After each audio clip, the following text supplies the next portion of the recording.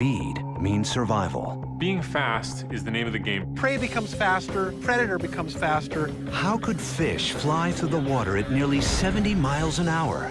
How could T-Rex evolve to outpace the fastest human? And what happens when we push nature beyond the natural limits? Buckle up. Speed kills right now on Evolve.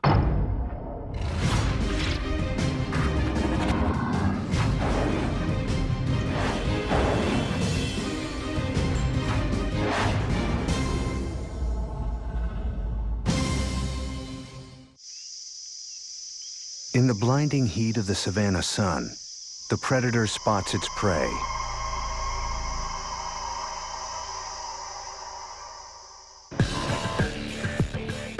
Within 3 seconds, it's reached 60 miles an hour. As it closes in, it hits maximum speed, 70 miles an hour. The cheetah is the fastest animal on Earth, and its speed has just one purpose: to kill. Speed is sometimes the difference between life and death. Speed is what allows prey to escape their predators, or it allows predators to catch their prey, and can mean the difference between survival and extinction. Today, speed gives the cheetah the highest predatory success rate on the Savannah. A lone lion catches its prey in 1 of 6 hunts. A full 50% of the time a cheetah hunts, it kills. Cheetahs are the perfectly adapted animal for running. Their bodies have evolved literally from the tip of their nose down to their tail to help them run faster. A wide range of factors affect an animal's speed, environment, body type, predation, and more. And every one of those factors has come together in the evolution of the cheetah to create the ultimate sprinting machine. The head, smallest relative size of any cat, its aerodynamic design cuts through wind like a bullet. The collarbone, reduced and free-floating, it's like a tiny axle for quick, tight turns. A massive chest holding a huge heart and lungs to pump fuel to the muscles. Legs, long and light, with extended Achilles tendons for superior shock absorption. Claws, non-retractable like a dog's, they dig into the earth with every stride, providing traction. And the heavy tail that helps the cheetah steer. It's awfully hard to keep your balance when you're chasing a gazelle who's evolved to turn directions in midair. So cheetahs use their tails literally like a rudder on a boat, and if they turn it, it allows them to make much sharper turns. Speed is really generated from strides. Once every foot has touched the ground once. Any running animal, to increase their speed, needs to increase its stride length or its stride rate. And cheetahs have managed to increase both of those. Scientists studying humans have shown that runners need powerful leg muscles for long strides. These muscles bring the leg down hard, launching the runner into the air for a long leap-like stride. But the cheetah's legs are thin and fragile. So how do they achieve long strides? Most people assume that cheetah's speed is generated from their legs. They must have really powerful legs. It's actually on their spine. About 60% of a cheetah's muscle mass is packed onto its spine. So if you combine that with those elongated legs, you get an animal who has an average of about a 23-foot stride length. And that's incredible. Flexing its spine like a coiled spring, the cheetah's body flies out, airborne for a distance more than 5 times its length. At a top speed of 4 strides per second, the cheetah can cover an entire football field in a fraction over 3 seconds. The cheetah's speed is the secret to its survival, an asset that evolved sometime between 3 and 5 million years ago. When cheetahs first emerged, they lived alongside massive predators like Smilodon. The 800-pound saber-tooth was twice the length and up to 8 times the weight of a cheetah. A top predator, Smilodon had the market for slow-moving, massive prey locked up. But there was room for a fast predator, and the cheetah and its ancestors were fast. It could run after the prey a big predator would never catch. Speed ensured the cheetah's survival, but there were trade-offs. The cost is that you can't do what other cats can do. You can't fight. The cheetah's light weight makes it an easy target for larger predators when it's young and slow. Up to 90% of each generation of cubs are killed by lions, wild dogs, even eagles. And even though the cheetah takes down prey more often than any other savanna predator, half of everything it catches is stolen away by slower, more ferocious animals, like the hyena. Fortunately for the cheetah, there's always another meal just a 70-mile-an-hour sprint away. The cheetah is the fastest animal on land. In the air, the peregrine falcon can hit a cheetah-like 68 miles an hour flying straight. In a long dead drop, as fast as 270 miles an hour. And under the waves swims the cheetah of the sea, the sailfish. Sailfish are thought to be capable of achieving speeds in excess of 60 miles an hour. Sailfish roam the warm waters of all 5 oceans. Deadly predators that eat their marlin cousins, tuna and more, knocking down prey with their upturned bill. Even leaping out of the water to take down flying fish. Up to 10 feet long, they can weigh over 100 pounds, swim faster than most sport boats, and are a legendary and elusive prize for fishermen. What do you think it is? Fish. Sailfish can pull out a football field of line, 300 feet in 3 seconds. How do they generate this incredible speed? Now, while most fishes swim by putting sinuous waves down their body, sailfish don't. They tend to keep the body fairly straight. They are so fast that they have been nearly impossible to study, and very little is known about their speedy lives. Fast cheetah, falcons, and sailfish are all descended from the same root, the evolution, over 500 million years ago, of fish with backbones, the first vertebrates ever on Earth. In many ways, we're all fish. The first vertebrates were fish. Fish are the most diverse group of vertebrates that still are alive today, and everything else is just a variation on a fish. Vassar College biologist John Long traces the birth of animal speed to the Cambrian explosion, when animals evolved into the first predators, and rapid changes followed, among them the need for speed.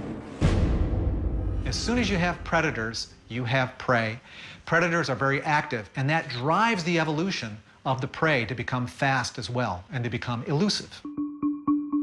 Prior to the Cambrian, slow, small, backless creatures drifted on the current or stayed rooted to the ocean floor. How did fast, spiny fish evolve? Scientists like Long have theorized that predation drove that change, and more. We think that predators eating prey items is something that's fundamental to the origin of vertebrates. As far as we know, speed first evolved the moment that vertebrates became vertebrates. And then vertebrates developed things like 3 sense organs, nose, eyes, ears.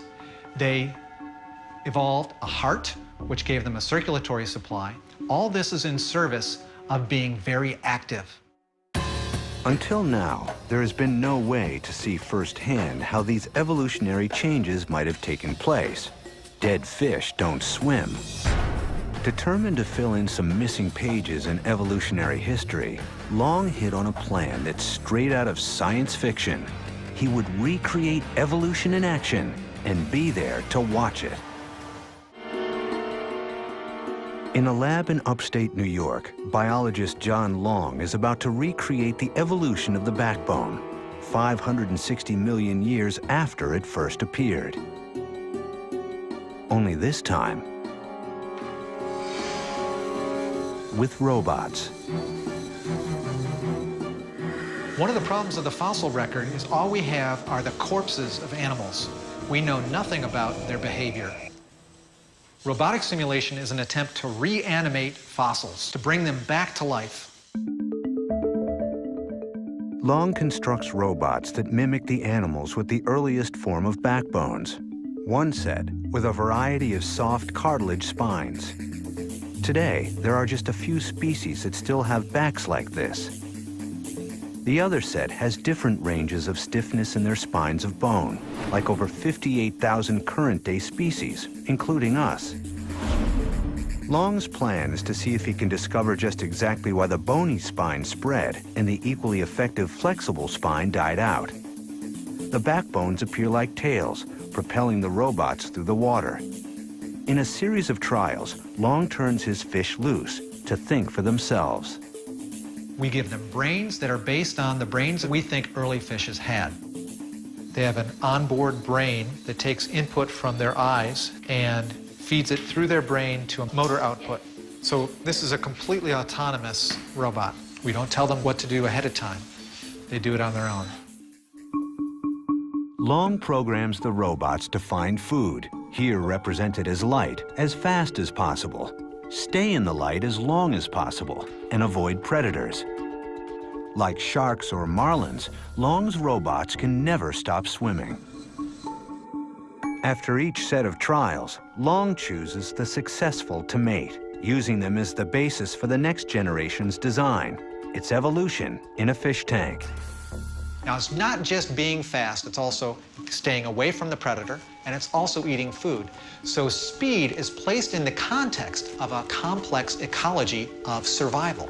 After 10 generations of robot evolution, Long pits soft and stiff against one another, hoping to witness for the first time how the bony spine won out. All right, Marianne, if you want to turn off the lights. Round 1, soft spine robot. Look, here we go. This is a very flexible tail. Now it looks like he's going back towards the light. See if he gets back in there. The soft-spined robot is slow but accurate.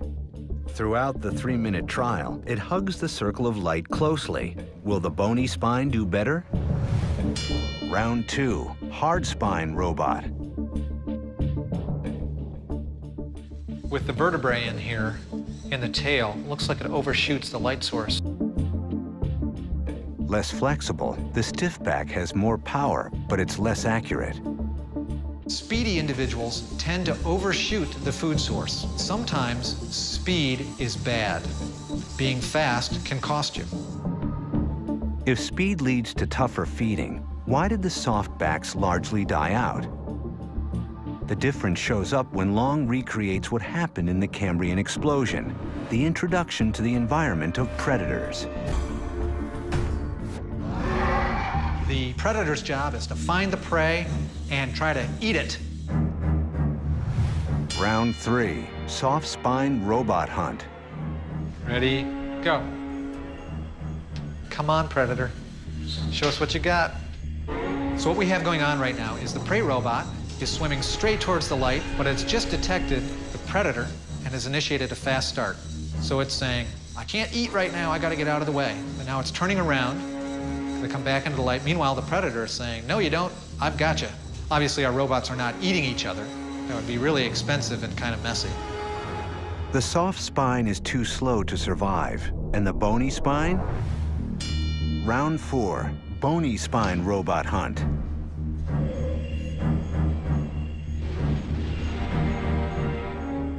So this is really dramatic. Now that we have the prey with vertebrae, the predator hasn't gotten anywhere near. Man, the predator's just really overmatched here. Even though the bony spine robot is less accurate in its movement, power and speed win out. Long's robots show that the bony spine is a powerful adaptation for survival. Speed is really critical. And you've got to be faster than your predator. And the essential key to speed? A bony back. The stiffer, the better. Backbone seems like it should just be a thing that everything else is just attached to, but that's not what a backbone fundamentally is about. A backbone gives you a stiff rod that lets you be very, very strong as you move through the environment. All the fastest fishes today have very stiff backbones. A slow wriggling eel has over 100 tiny backbones, while the speedy sailfish has just 30 larger, longer vertebrae. A stiff back is the central ingredient for speed, but it can't do it alone. Next step, add plenty of muscle. The first time we see what we would recognize as muscle in the fossil record is in fishes. And the muscle that is inside those prehistoric fishes is fundamentally the same stuff that we have in our bodies today. To backbones and muscles, add a biological body, built for speed. They need to have a streamlined body shape. And one of the things we find is a teardrop-shaped body evolve in the really fast fish, and also a big, wide tail. Backbone, muscle, body shape, and powerful tail. All the ingredients came together in the sailfish, the fastest swimmer in the ocean. But not every sea creature evolved a backbone. Many thrive as successful predators using speed in a completely different way, as a weapon. Whether or not an animal is fast isn't just limited to how it moves around in the environment. There's also how fast it can perform certain activities. An animal might be relatively slow moving around, but when it strikes at its prey, it's lightning fast. At the same time backbones were appearing, another adaptation would begin to evolve. One that would translate speed into the most powerful knockout punch on the planet.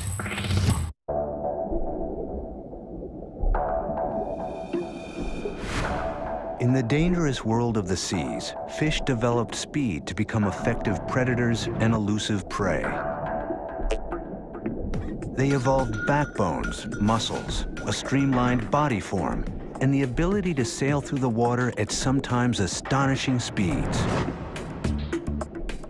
But a whole other class of sea creatures never developed backbones at all.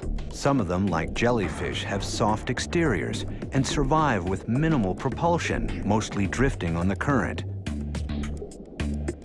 Others, like sea slugs, can't run, but they can hide. Their defense first emerged 500 million years ago, during the Cambrian time period. While predatory fishes evolved backbones, some of their prey evolved a new and effective defense. Around the time of the Cambrian explosion, a very important event in the history of life occurred. That was the evolution of the first hard parts. These hard parts led to the evolution of hard body coverings in a wide variety of animals. Like a suit of armor, these hard parts, shells or exoskeletons, are protective but constraining. Shelled creatures often shuffle slowly along the seafloor. Well defended, they adapted a completely different way of getting fast to capture their prey. Like a heavyweight boxer, they might not win a sprint race, but they pack a lightning-fast punch. And pound for pound, the fastest, most powerful punch in all of nature belongs to a shrimp. There isn't a muscle fast enough on the planet to generate the kind of speeds that we see in the mantis shrimp. Biologist Sheila Patek studies the mantis shrimp, the owner of the fastest strike in the sea. Just 4 inches long, the mantis shrimp can shatter the glass of a fish tank and crack open crabs like they were eggshells. They happen to like eating crabs, and it's interesting and a little bit scary to watch them eat crabs because they'll swim after them very quickly, hammer them, and they hammer them so hard that all of the legs generally pop off the crab. Scaled up to human size, the shrimp would be a fighter with a fist that could smash through concrete. Until now, no one has ever really understood how the small but mighty shrimp could pack so much speed into its punch, and Patek was determined to find out how it worked. Patek would have to slow the punch down so she could see what was happening. She heard about a unique video system designed by NASA, powerful enough to shoot at over 5,000 frames per second, more than 100 times faster than a standard camera. We have this video camera rolling right now, and it's continuously collecting data. It's continuously collecting images at a really high rate. What we're doing is we're waiting for the mantis shrimp to strike the snail. Nice. Sweet. Okay. For the first time ever, these videos allow the team to calculate the punch's speed. With this particular species, the peacock mantis shrimp, we've recorded speeds of over 19 meters per second, which is 50 miles an hour. On top of this, they're accelerating at over 100,000 times the force of gravity. The punch's speed is 2 times faster than scientists had imagined, with the acceleration of a bullet from a gun. Patek knew that no muscle on the planet can move this fast, and yet, pictures don't lie. Carefully analyzing each frame of the video, Patek pieced together the shrimp's secret weapon, its shell.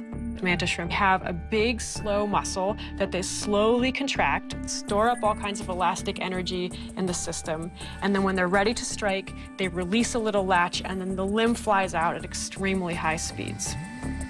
In engineering, the design principle of elastic energy gets used in crossbows, catapults, and the full-throttle explosiveness of a fighter jet jumping off a carrier deck when the restraining hook is released. Like loading a catapult, the shrimp slowly peels its arm back, storing energy by compressing muscles in several spots, including a specialized saddle-shaped structure within the shell. A latch holds the arm in place. When the latch is tripped, the compressed shell snaps back to its original shape, propelling the punch forward with lethal speed. Instead of limiting its speed, shells give these creatures a strike too fast to be seen. One could imagine, over evolutionary time, that this appendage was able to become faster and faster, especially because of the origin of this latch mechanism.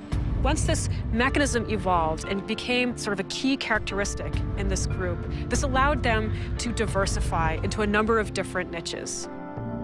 Other invertebrates use the same catapult mechanism, from the smashing speed of an ant's trap jaw to the springy strength of a grasshopper's knees. But even the enormous speed of the shrimp's punch couldn't account for its glass-shattering power. Patek knew there was more to the story and found it in the soundtrack. Oh, nice. Okay. All so right. let's take a closer look. So you can see that there are two peaks of sound. So there's a burst of noise here and then a second one. And they're about 4/10,000th of a second apart, so half a millisecond apart. The second hit, Patek realized, must have been created by an exploding air bubble, a powerful byproduct of speed known as a cavitation bubble. Cavitation bubbles appear when objects like boat propellers vaporize the water surrounding it, creating bubbles loaded with intensely compressed energy. When the bubbles burst, the energy is suddenly released, creating shock waves strong enough to damage steel. It's a 1-2 punch, and it gives the shrimp a guaranteed knockout. They generate thousands of times their body mass in peak force, and that's what's really impressive. They're fast, they have high accelerations, but their force is pretty much unmatched.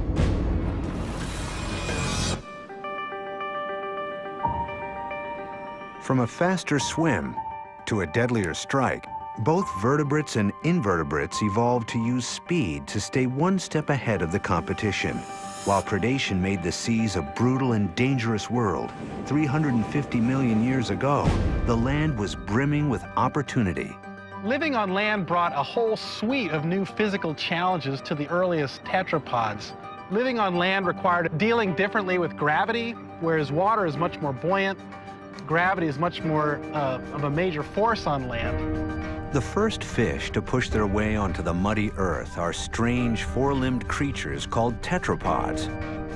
They were slow, but a single change in their body design would lead to the speed of the cheetah, racehorses, and every fast animal on land today. How did these ancestors of amphibians, reptiles, birds, and mammals adapt their fishy bodies to fight gravity? About 300 million years ago, these guys crawled out on land, and they really haven't changed all that much since. Biologist Stephen Riley studies the Pacific giant salamander. An amphibian, it's the closest living relative to the original tetrapods. This animal is as good as an example of the first four-legged animals to go out on land. It has this sprawling posture. The salamander's legs have to function both in water and on land. They are placed to the side of the body. In water, they function like the paddles on a boat, but they are still able to push along on land. Like many compromises, it's an imperfect system, as Riley demonstrates. This instrument that we've built will measure the animal pushing on the ground up and down, and forwards and backwards, and also side to side. And you can see he's kind of a slowpoke, and he doesn't like to walk very far. Okay, buddy. Riley's track collects force data as the animal walks across. The data shows that the walk is wildly inefficient. The splayed limbs of the salamander move it up and down more than forward. This system is enough for an amphibian that only spends a portion of its life on land. Animals living on land full-time would need a better system or die from an inability to catch prey and escape from predators. There he goes. Beautiful. One of the first land-dwelling animals to evolve from the amphibians were reptiles, like the Schneider skink. One of the mysteries we're trying to understand is how did these animals change to become a very fast-running animal like a lizard?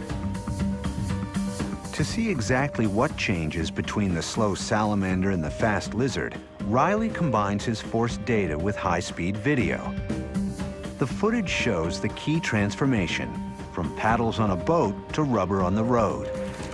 Salamanders always put their feet in the same place relative to their body as they're walking. They don't bring their legs underneath them. Whereas lizards have been shown that as they go faster, they bring their legs underneath their body. Underneath their bodies, the reptile's legs can move them forward without having to lift them up and down. The reptile's adaptation to life on land was an evolutionary landmark. From those first running reptiles 280 million years ago to thoroughbred racehorses today, every fast-moving land animal takes advantage of the same basic body structure. One of the things that all the fast animals have in common is that the limbs have been moved under the body. So if you look at a horse or a cheetah or a dog, you'll notice that their limbs are moved underneath the body so they can swing underneath and the body can travel on top of them.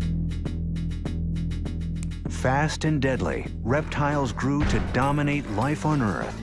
Their cousins, the dinosaurs, grew to enormous size, so large that some stood up and had to find new ways to run on 2 feet or die. The fastest animals on land all run on legs directly underneath their bodies, on 4 legs or on 2 legs. Bipedal creatures first emerged nearly 290 million years ago, and they were small. But their descendants, the dinosaurs, grew large. At 12 feet tall and carrying 6 tons, how could the largest bipedal meat-eater of all time, T-Rex, hunt down any game at all? It's an important question how fast dinosaurs grow. Were these slow-moving, lumbering lizards, or were they fleet-footed animals that were charging across the plains? Bill Sellers is a computational biologist who usually studies speed in early primates. But recently, he turned his attention to the mystery of the biggest predator of all time, T-Rex. T-Rex is an absolutely fascinating dinosaur. It's very strange. It's got these silly little forelimbs, and it's got these hugely long hind limbs. And that's why some people have interpreted it as a very fast-running animal. And we really wanted to know whether this was true or not.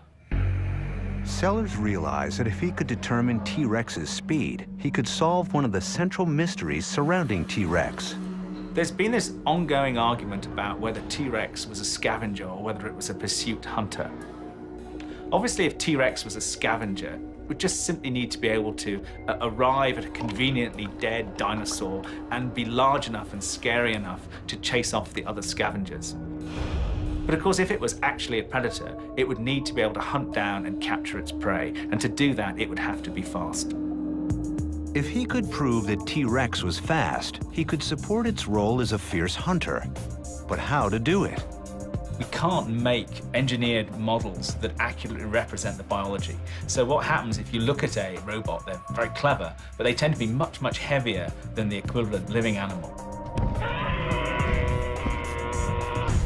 And also, muscle does not contract in the same way that little electric motors or hydraulic systems work. So we can't use physical models to estimate performance. Power on.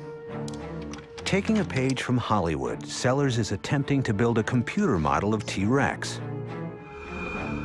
To do what's never been done before, this virtual model will have to be the most accurate rendering to date.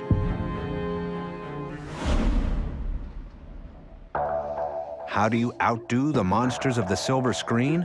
Start with the LiDAR, the most accurate remote sensing system in the world, developed for the US government to create detailed maps of the ocean floor. Sellers figured he could use it to map the inner landscape of T-Rex. What it's got is a laser, and the laser actually shines out, and it's what's known as a time-of-flight system. So you actually measure the time that light takes to get from the unit to wherever it's shining at and back again. That will give you a measure of distance.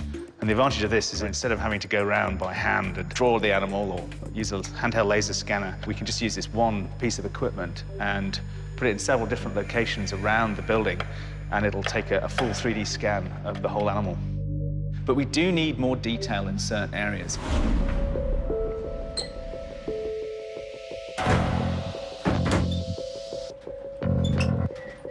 The LiDAR allows precise calculations of bone dimensions, but Sellers needs more. He needs to know how and where the muscles attach to the bones.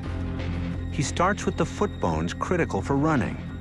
Particularly this area of the bone here, this is a little bump where one of the muscles attaches. And it's details like this that are very important when we're trying to reconstruct the musculature of the animal. Sellers scans in bones and muscle attachment points by hand, each in painstaking detail. He then uses software he designed to put the pieces together.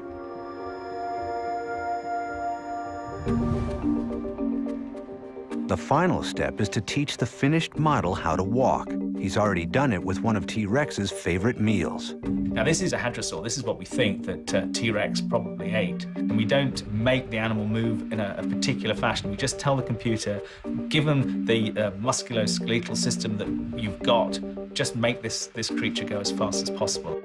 It's going about 10 meters per second. 10 meters per second translates to a top speed of 22 miles per hour. Could T-Rex catch it? Sellers believes he is on the verge of settling the debate. First, he races his preliminary T-Rex model against some familiar runners to make sure his model is functioning properly. So T-Rex at the far side, and then we've got 3 living bipeds that we can compare them with. This is modern human, this is an ostrich, and this is an emu.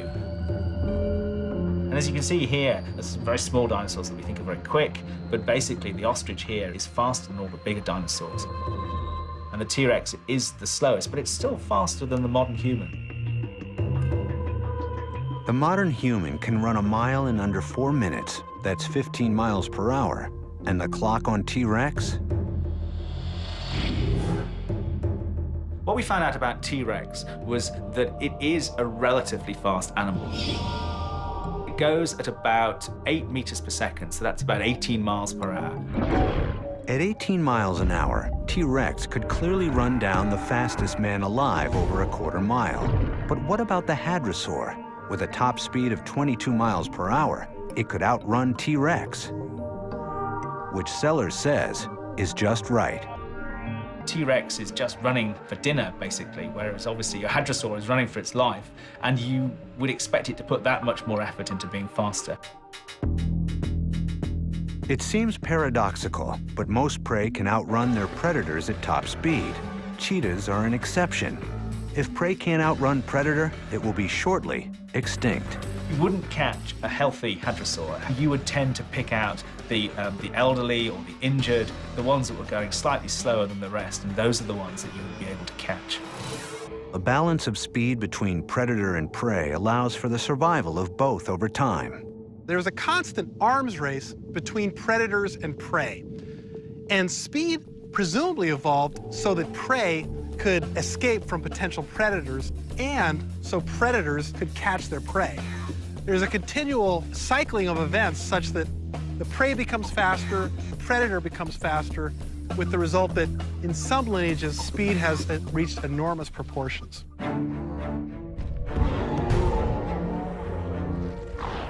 For T-Rex and the cheetah, a combination of factors, including muscle power and body design, allowed them to attain frightening speeds. Today, horses race faster than ever before. the result of centuries of human-controlled breeding. It's a long-term experiment in human-directed evolution on fast forward, and it's only the beginning of what may be to come. There's a human fascination with speed. Watching horses run has been a human pastime for at least 1,000 years. Horse-like creatures first emerged about 52 million years ago. They were slow. As they evolved, their descendants ventured from wooded areas onto open plains to graze. The ones fast enough to escape predators on short notice survived. If needed, they could run away from their predators rapidly, but they were not designed by natural selection for high speed over any significant distance. They were designed for walking and trotting, a much lower speed over a much greater distance. Dr. Ben Martin is a veterinarian and professor at the University of Pennsylvania. While horses have been bred through selective mating by humans as far back as the 1300s, Martin sees a disturbing new trend in the practice, creating horses that are faster than ever, but increasingly fragile. Those three across the track. You have horses that are now breeding stallions that have raced fewer and fewer races. They've run at faster speeds. They've been more successful racehorses for a shorter period of time. You take their genes and put it into the pool, and what happens is you're selecting for horses that have more and more speed, but less and less soundness and less stamina. Champion thoroughbreds now top 50 miles an hour and break down more than ever. Natural selection operates on the whole body and everything that the body does. When we select for animals that can run fast, all we think about is speed. And so racehorses, for example, are so fast that they actually can injure themselves by going as fast as they do. Like many fast mammals, including the cheetah, the horse concentrates muscle power in his back with very little weight in the legs. This extreme combination allows the animal's massive back muscles to move its ultralight limbs at incredible speed. But Martin believes that human-controlled breeding has created an animal that is dangerously out of balance. When a horse gallops, he pushes off his hind end, and then he lands with a front foot, and then the last foot that he lands on is called his lead leg. That's the leg that suffers the most pressure. That's the leg that is most likely to be injured at high speeds. Martin has seen hundreds of speed-induced fractures that have forced owners to euthanize their racehorses. You're asking these horses to do the maximum that they can do. Your heart is in your throat the whole time, and you're just hoping your horse is going to finish the race sound. And the Daybait forges to the front. As far as I'm concerned, the thoroughbred probably is right at the edge of how fast he can go and how long he can go.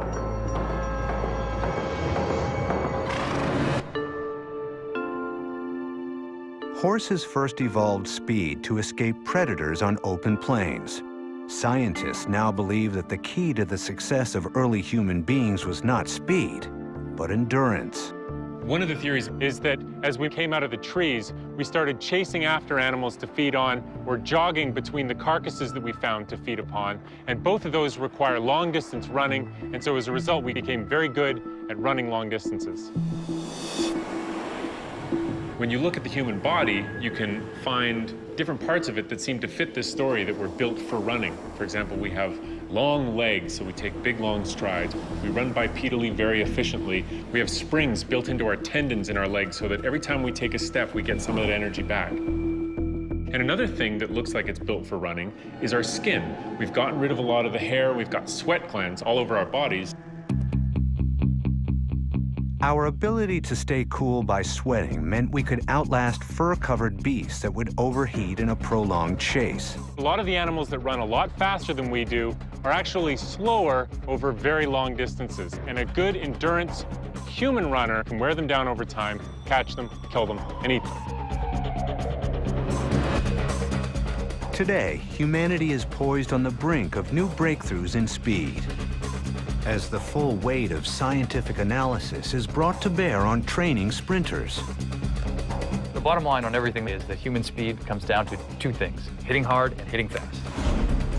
Peter Weyand studies the physiology and biomechanics of speed. He's trying to figure out how humans can be trained to run faster. We'd like to compare the mechanics of running at a slower speed with a fast speed. And what we want to see is how those mechanics change. Weigh-in subject today is Jason Powell, a professional sprinter with world-class speed. To find out how Jason's body moves so fast, Weigh-in has modified a treadmill to record each time Jason's feet hit the ground. So Jason, whenever you're ready. Looking good, Jason, looking good. If you look at simply the duration of each one of these spikes, how spread out it is, we know exactly how long his foot is down. Some simple calculations reveal that Jason takes almost half a second to move his leg back to a starting position after each step.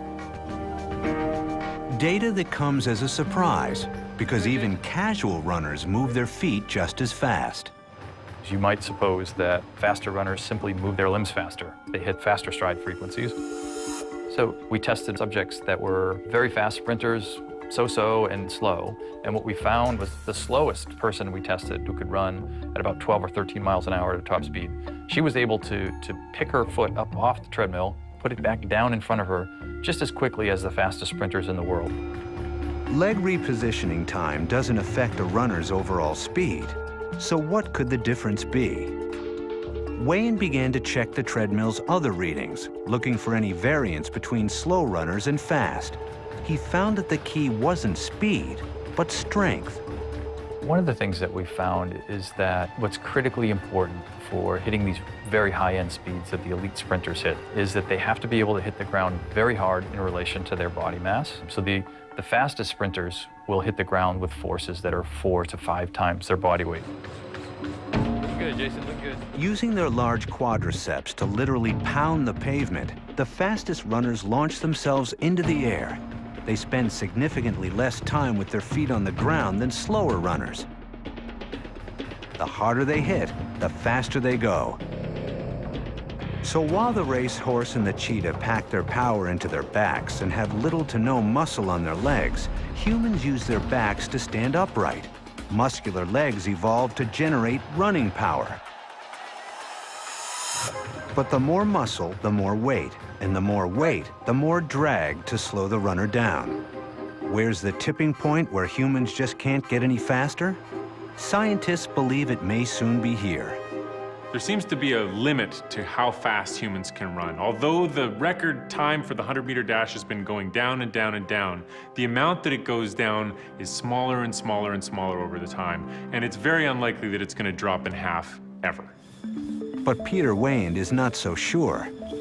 Well, we know what matters for going fast mechanically, what the muscles in the limb have to do, and it's intrinsically speculative for us to say the ultimate limits for how well this can be done. We know that the biological materials that nature provides certainly can confer speeds much faster than humans go. But where those outer limits are, we have no way of assessing.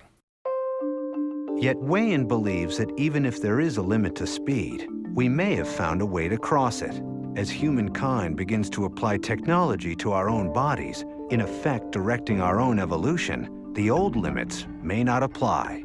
If we think about the future of human speed and athletic competition, we are in some respects on the cusp of a brave new world, because advances in technological design, whether it's shoes, tracks, artificial limbs, or genetic design, we're at a point where we're beginning to be able to control the properties of the tissues in our own body. And that's a stepping off point where it's very difficult to project where the end is going to be. Will we create a race of super athletes for our entertainment and inspiration? Or will unchecked technology lead to disaster for our future? For 1 billion years, many animals have evolved to become faster and faster.